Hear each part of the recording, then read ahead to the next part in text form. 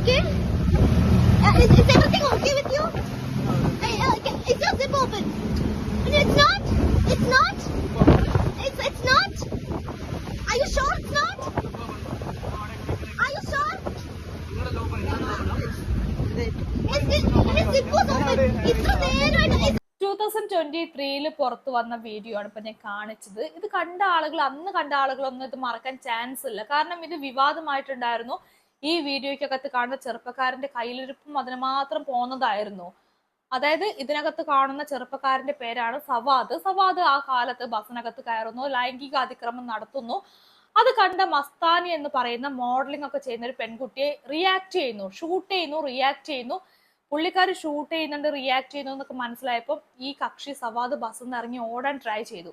Actually നമ്മളൊരു crime ചെയ്തിട്ടില്ല എങ്കിൽ ബസ്സിൽ നിന്ന് ഇറങ്ങി ഓടേണ്ട കാര്യമില്ലല്ലോ. അപ്പൊ നമ്മൾ ചെയ്യാത്തൊരു ക്രൈം ആരെങ്കിലും ചോദ്യം ചെയ്യുകയാണെങ്കിൽ നമ്മൾ പറയും ഞാൻ ചെയ്തിട്ടില്ല എന്ന്.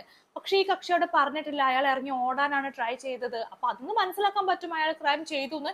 എന്തായാലും അതുമായി ബന്ധപ്പെട്ടുള്ള ഈ ഒരു വീഡിയോ മസ്താനി സോഷ്യൽ മീഡിയ വഴി പങ്കുവെച്ചു. കുറെ പേര് അത് കണ്ടു, അഭിപ്രായങ്ങൾ പറഞ്ഞു. അതുമായി ബന്ധപ്പെട്ട കേസും കാര്യങ്ങളൊക്കെ ആയിട്ട് അവസാനം ഈ ചെറുപ്പക്കാരനെ പോലീസ് പിടിച്ചു, അറസ്റ്റ് ചെയ്തു, 14 ദിവസത്തേക്ക് റിമാൻഡ് ചെയ്തു. അതിനുശേഷം ജാമ്യത്തിലിറക്കി. അത്രയുമാണ് പ്രധാനമായിട്ട് സംഭവിച്ചത്. പക്ഷെ അതിനുശേഷമുള്ള സംഭവ വികാസങ്ങളാണ് എടുത്തു പറയേണ്ടത്.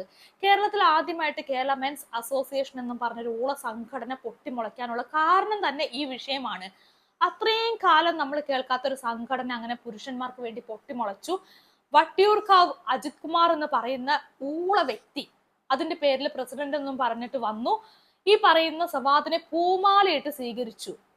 ആലോചിക്കണം, ഒരു ക്രൈം ചെയ്തതിന്റെ പേരിലാണ് പൂമാലയിട്ട് സ്വീകരിച്ചത്. അല്ലാണ്ട് ഓസ്കാർ അവാർഡ് ഒന്നും വാങ്ങിച്ചിട്ടോ നാഷണൽ അവാർഡ് വാങ്ങിച്ചിട്ടോ ഒന്നും വന്നിട്ടല്ല. അങ്ങനെ പൂമാലയിട്ട് സ്വീകരിച്ച് അയാളെ കൊണ്ടുവന്നു. അതോടുകൂടി സവാദിന് ഭയങ്കര ധൈര്യമായി. കാരണം സപ്പോർട്ട് ചെയ്യാൻ പുറത്ത് ആൾക്കാരുണ്ട്. അപ്പൊ ക്രൈമിനെ മറച്ചു വെച്ചാലും കുഴപ്പമില്ല, ക്രൈം ചെയ്താലും കുഴപ്പമില്ല എന്നുള്ളൊരു അവസ്ഥയിലേക്ക് വന്നു. അങ്ങനെ സവാദ് ഒരു വീഡിയോ ചെയ്തു പുറത്തിറങ്ങിയതിനു ശേഷം. ഞാൻ കേൾപ്പിച്ചു തരാം. ഇവര് എങ്ങനെ ഫേമസ് ആകും എന്ന ഒരൊറ്റ ലക്ഷ്യവുമായിട്ടുള്ള ഓട്ടമായിരുന്നു. അതായത് എങ്ങനെ സോഷ്യൽ മീഡിയയിൽ തരംഗം സൃഷ്ടിക്കും എന്നുള്ള ഒരൊറ്റ ചിന്ത മാത്രമായിരുന്നു. അതുകൊണ്ട് തന്നെ പല രീതിയിൽ ഇവർ ശ്രമിച്ചു നോക്കി. ഇങ്ങനെ ഒരു വീഡിയോ ചെയ്തിട്ട് നമ്മുടെ പ്രതികരിച്ച മസ്താനിയെ സമൂഹത്തിന് മുൻപിൽ സവാദ് കുറ്റക്കാരിയാക്കി മാറ്റി. സവാദ് നിരപരാധിയായി മാറി. കുറെ പേര് ചേർന്ന് ഈ മസ്താനിയെ തെറിവിളിക്കുന്നു, സൈബർ അറ്റാക്ക് നടത്തുന്നു. അങ്ങനെ വലിയ പ്രശ്നമായി. വിക്ടിം ബ്ലെയിമിംഗ് എന്ന് പറയുന്ന സാധനം അവിടെ സംഭവിച്ചു. മസ്താനി കുറ്റക്കാരിയായി മാറിയിട്ട് സവാദിന് വേണ്ടി കൈയടിക്കാൻ ഇവിടെ ആൾക്കാര്. ഇപ്പൊ 2 വർഷം കഴിഞ്ഞ് 2025 ആയപ്പോ സവാദിനെതിരായിട്ട് വീണ്ടും ഒരു കേസ് വന്നിട്ടുണ്ട്. അന്നത്തെ കാലത്ത് മസ്താനി എന്താണോ ആരോപിച്ചത്, എന്ത് കേസാണോ കൊടുത്തിട്ടുള്ളത്, അതേ കേസ് തന്നെയാണ് ഇപ്പോഴും വന്നിട്ടുള്ളത്. മലപ്പുറത്തേക്ക് വന്നുകൊണ്ടിരിക്കുന്ന KSRTC ബസ്സിൽ വെച്ച് ലൈംഗിക അതിക്രമം നടത്തി. ഇതാണ് കേസ്. തൃശ്ശൂരുള്ള ഒരു ലേഡി കേസും കൊടുത്തിട്ടുണ്ട്. അപ്പൊ ഒരു കാര്യം മനസ്സിലാക്കണം, ഈ ഒരു ക്രൈം മനോഭാവമുള്ള ആളുകൾ, ഈ ക്രൈം ചെയ്യുന്ന ആളുകളൊന്നും ഒരിക്കലും ഒതുങ്ങിയിരിക്കില്ല. അവർ സപ്പോർട്ട് ചെയ്യാൻ പോയി കഴിഞ്ഞാൽ, അനാവശ്യമായിട്ടുള്ള പിന്തുണ കൊടുത്തു കഴിഞ്ഞാൽ അവർ വീണ്ടും ക്രൈം ചെയ്യും എന്നുള്ളതിന്റെ അതിന് ഏറ്റവും വലിയ എക്സാമ്പിൾ ആണ് ഇപ്പൊ നടന്നിട്ടുള്ള കേസ് എന്ന് പറയുന്നത്. ഇനിയിപ്പോ ഈ ഒരു കേസുമായി ബന്ധപ്പെട്ട് വട്ടിയൂർക്കാവ് അജിത് കുമാർ വീണ്ടും പൂമാലയിട്ട് സ്വീകരിക്കാൻ പോകുമോ എന്ന് മാത്രമാണ് നമ്മൾ നോക്കേണ്ടത്. അപ്പൊ എന്നെ സംബന്ധിച്ചിടത്തോളം ഞാൻ ഇതിനകത്ത് മനസ്സിലാക്കിയിട്ടുള്ളത്, സവാദ് എന്ന് പറയുന്ന വ്യക്തിക്ക് കുറച്ച് പ്രശ്നങ്ങൾ ഉണ്ടെന്നാണ്. അതായത് മാനസിക പ്രശ്നം എന്നേ ഞാൻ അതിനെക്കുറിച്ച് പറയുള്ളൂ. എക്സിബിഷനിസം എന്നാണ് ഞാൻ അതിന് പറയുന്ന പേര്. സ്വന്തം സ്വകാര്യ ഭാഗങ്ങൾ മറ്റുള്ളവരെ കാണിച്ച് അതിൽ ആനന്ദം കണ്ടെത്താനുള്ള ഒരു ത്വര വരില്ലേ, അതാണ് എക്സിബിഷനിസം എന്ന് പറയുന്നത്. സവാദിന് അതുണ്ട്. അതുകൊണ്ടാണ് സവാദ് ഇതിനു മുൻപും അത് പ്രകടമാക്കിയിട്ടുള്ളത്, അതിനുശേഷവും പ്രകടമാക്കിയിട്ടുള്ളത്, ഇപ്പൊ പിടിക്കപ്പെട്ടിട്ടുള്ളത് പോലും. അപ്പൊ അങ്ങനെയുള്ള വ്യക്തികളെ പൂമാലയിട്ട് സ്വീകരിച്ചു കഴിഞ്ഞാൽ അവര് നമുക്ക് നിയന്ത്രിക്കാൻ പറ്റാത്ത രീതിയിലേക്ക് മാറിക്കൊണ്ടിരിക്കും. അയാൾ വീണ്ടും സമൂഹത്തിൽ ഇറങ്ങിയിട്ട് ഇതേ വൃത്തികേട് കാണിച്ചുകൊണ്ടേയിരിക്കും. ഇപ്പൊ ഓപ്പോസിറ്റ് നിൽക്കുന്ന വ്യക്തികളെ സംബന്ധിച്ചിടത്തോളം അവർക്ക് ഈ പറയുന്ന സ്വകാര്യ ഭാഗങ്ങൾ കണ്ടിട്ട് സന്തോഷമല്ല, ഹായ് ഞാൻ ഇത് കണ്ടു സന്തോഷിക്കല്ല ചെയ്യുക. അവർക്കത് ഭയങ്കര മാനസിക പ്രശ്നം ഉണ്ടാക്കും. അവർക്കത് ഉൾക്കൊള്ളാൻ പോലും പറ്റില്ല. അപ്പൊ സവാദിന്റെ കാര്യത്തിലാണെങ്കിലും ഇതേ പ്രശ്നം തന്നെയാണ് എല്ലാ സ്ത്രീകളും നേരിടുക. അപ്പൊ അത്തരം പ്രശ്നങ്ങളുള്ള, മാനസിക പ്രശ്നങ്ങളുള്ള ആൾക്കാരെ പൂമാലയിട്ട് സ്വീകരിക്കുന്നതിന് പകരമായിട്ട് അവർക്ക് കൃത്യമായിട്ടുള്ള ചികിത്സ കൊടുക്കുക, തെറാപ്പി കൊടുക്കുക, അതൊക്കെയാണ് ആദ്യം ചെയ്യേണ്ടത്. എന്നിട്ട് ചികിത്സയും തെറാപ്പി ഒന്നും കൊടുത്തിട്ട് മാറിയിട്ടില്ലെങ്കിൽ അവരെ ഐസൊലേറ്റ് ചെയ്യുക. അല്ലാണ്ട് അവർ പൂമാലയിട്ട് സ്വീകരിക്കില്ല വേണ്ടത്.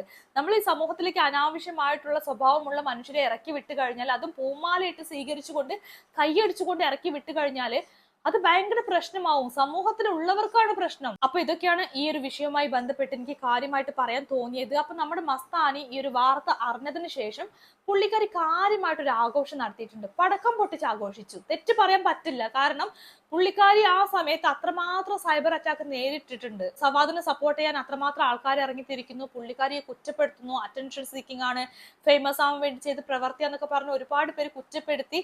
അപ്പൊ വീണ്ടും സവാദ് കുറ്റക്കാരനാണെന്ന് തെളിയുമ്പം ഇവിടെ വീണ്ടും മസ്താനിക്ക് സന്തോഷിക്കാനുള്ള വകുപ്പുണ്ട്. കാരണം ന്യായം തന്റെ ഭാഗത്താണെന്ന് മസ്താനിക്ക് സമൂഹത്തോട് വിളിച്ചു പറയാൻ പറ്റുന്ന ഒരു അവസരം കൂടിയാണിത്. അതുമായി ബന്ധപ്പെട്ടുള്ള ഒരു ആഘോഷത്തിന്റെ വീഡിയോ കാണിക്കാം.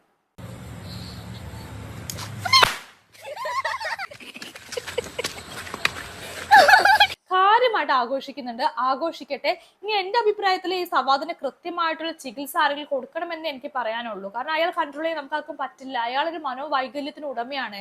അങ്ങനെയുള്ള മനുഷ്യർക്ക് വീണ്ടും വീണ്ടും ഇത് തോന്നുന്നുവെങ്കിൽ, ബസ്സുകൾ മാറി മാറി കയറി ഇറങ്ങുന്നുവെങ്കിൽ, ഇതിനായിട്ട് ഒരു ബസ്സിൽ സമയം ചെലവഴിക്കുന്നുവെങ്കിൽ വലിയ പ്രശ്നമാണ് അവർക്കുള്ളത്. അപ്പൊ അവർക്ക് ചികിത്സ കൊടുക്കണം. എന്തായാലും ഇതുമായി ബന്ധപ്പെട്ട് മസ്താനി സംസാരിക്കുന്ന കുറച്ച് ഭാഗങ്ങൾ കിട്ടിയിട്ടുണ്ട്, ഓഡിയോ ക്ലിപ്സ് കിട്ടിയിട്ടുണ്ട്.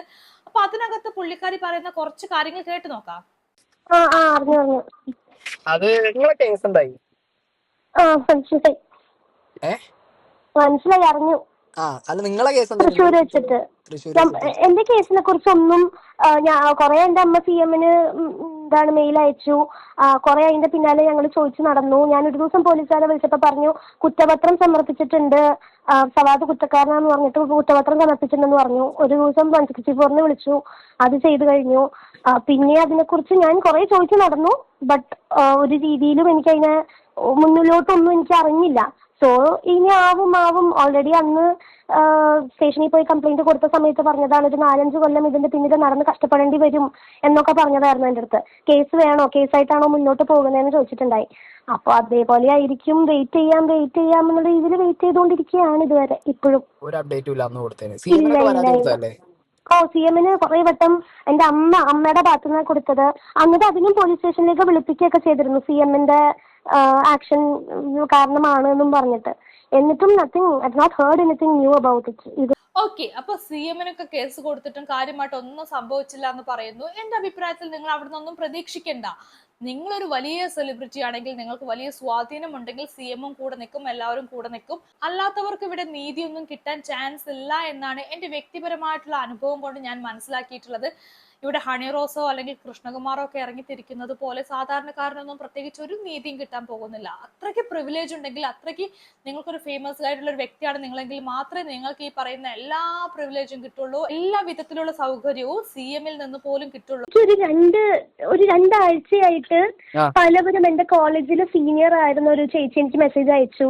പുള്ളിക്കാരൻ ഇങ്ങനെ എവിടെയോ കൊച്ചിയിലാന്ന് തോന്നുന്നു, എനിക്ക് മെസ്സേജ് വായിക്കണം. ഇങ്ങനെ കണ്ടു, ഒരു ബസ്സിൽ നിന്ന് കയറുന്നു ഇറങ്ങുന്നു. അവൻ അത് കണ്ണിലൂടെ കണ്ടപ്പോ തന്നെ അവൾക്ക് ബാഡ് ആയിരുന്നുണ്ട്. ഒരു സീനിയർ മെസ്സേജ് അയച്ചു. 2 days ബാക്ക് ഏതോ റാൻഡം കൊച്ചി എനിക്ക് മെസ്സേജ് അയച്ചു. ഞാൻ മെസ്സേജ് കണ്ടപ്പോ ഈ ഒരു കാര്യത്തിനെ കുറിച്ച് പെൺപിള്ളേരെ മെസ്സേജ് അയക്കുമ്പോൾ ഞാൻ കൂടുതൽ റെസ്പോണ്ട് ചെയ്യാറാ പതിവ്. So she said the same thing, that she saw him and that he Angamaly വെച്ച് കണ്ടു അത്രേ. അപ്പൊ she was asking me, ഇങ്ങനെ ബസ്സിൽ വെച്ച് ഇങ്ങനെ ഒരു ട്രോമാറ്റിക് ഇൻസിഡന്റ് നടന്ന് അവൻ നിരപരാധി ആയിരുന്നെങ്കിൽ അവനൊരു പേടി ഉണ്ടാവില്ലേ? ബസ് ഒന്നുമില്ല. അവൻ അവിടെ നിന്ന് അവനെ നോട്ടീസ് ചെയ്യുന്നത് കണ്ടിട്ട് അവൻ മനസ്സിലാക്കിക്കൊണ്ട്, ഇവൾക്ക് അവനെ മനസ്സിലാക്കിക്കൊണ്ട് അവളെ സ്റ്റെയർ ചെയ്തുകൊണ്ടിരിക്കുകയായിരുന്നു എന്ന് പറഞ്ഞിട്ട് എനിക്കൊരു മെസ്സേജ് അയച്ചു ഏതോ ഒരു കുട്ടി. അപ്പൊ സവാദ് ബസ് മാറി മാറി കയറി ഓടി നടക്കുകയാണെന്നാണ് പറഞ്ഞു കേൾക്കുന്നത്. എന്തായാലും ഒരൊറ്റ കാര്യമേ വട്ടിയൂർക്കാവ് അജിത് കുമാർ എന്ന് പറയുന്ന കേരള മെൻസ് അസോസിയേഷന്റെ പ്രസിഡന്റിനോട് അടക്കം പറയാനുള്ളൂ. അനാവശ്യമായിട്ട് ഇങ്ങനെയുള്ള ക്രൈം ചെയ്യുന്ന, ഇങ്ങനെയുള്ള ഊളകളെ സപ്പോർട്ട് ചെയ്യരുത്. അവർ സമൂഹത്തിലേക്ക് വീണ്ടും ഇറങ്ങി വരും. അവർക്ക് ആവശ്യം ആദ്യം തെറാപ്പിയും ചികിത്സയൊക്കെയാണ്. അത് മനസ്സിലാക്കിയിട്ട് ഇവരെ പൂമാലയിട്ട് സ്വീകരിക്കുന്ന സംഭവമൊക്കെ നിർത്തിവെക്കുക. ദയവ് ചെയ്ത് ഇനി വീണ്ടും പൂമാലയും കൊണ്ട് ഇറങ്ങരുത്. കാരണം ഇവർ പുറത്തേക്ക് ഇറങ്ങിക്കഴിഞ്ഞാൽ നിങ്ങൾക്കല്ല പ്രശ്നം, സ്ത്രീകൾക്കാണ് പ്രശ്നം. അതുകൊണ്ട് സപ്പോർട്ട് ചെയ്യരുത് എന്നാണ് വട്ടിയൂർക്കാവ് അജിത് കുമാറിനോട് പറയാനുള്ളത്. അല്ലാത്തവരോട് പറയാനുള്ളത്, നിങ്ങൾ കാര്യം മനസ്സിലാക്കാണ്ട് മറ്റുള്ളവരെ കുറ്റപ്പെടുത്തരുത് എന്നാണ്. ഇപ്പം ഈ പറയുന്ന മസ്താനിയെ അന്ന് സൈബർ അറ്റാക്ക് ചെയ്തതുപോലെ വീണ്ടും ഇറങ്ങി തിരിക്കരുത്. ക്രൈം ചെയ്ത വ്യക്തി വീണ്ടും ക്രൈം ചെയ്ത് അയാൾ വീണ്ടും ഇതേപോലെ കേസിൽ പെട്ടിരിക്കുകയാണ്. അപ്പൊ റിയാലിറ്റി എന്താണെന്ന് മനസ്സിലാക്കിയിട്ട് അതിനോടൊപ്പം നിൽക്കുകയാണ് നിങ്ങൾ ചെയ്യേണ്ടതെന്നാണ് ഈ ഒരു വിഷയത്തിൽ പറയാനുള്ളത്.